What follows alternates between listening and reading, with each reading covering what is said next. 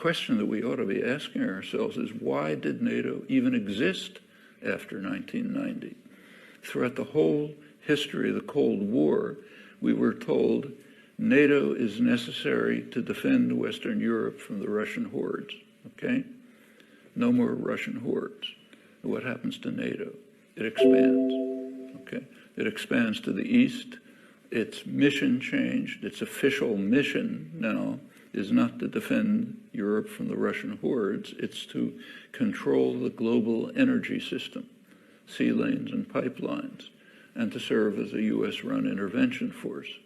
Well, you know, we're all educated intellectuals. We can now ask a question: what was the nature of the propaganda we were fed all those years? I mean, if NATO was there to defend the West from the Russians, why is it now expanding right to the borders of Russia, becoming a global U.S. intervention force, protecting sea lanes and pipelines and so on?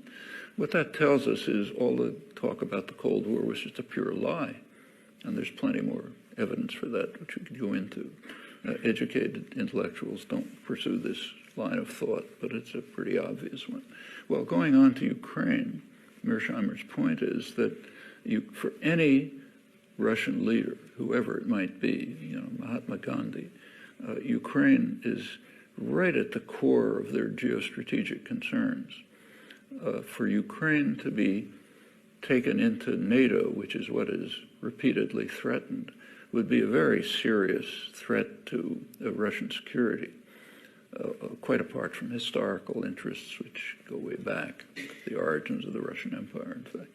So yeah, you can give arguments against Russian interference in eastern Ukraine after the coup that took place there, but it's a complicated story, and the West is not without its significant initiatives there.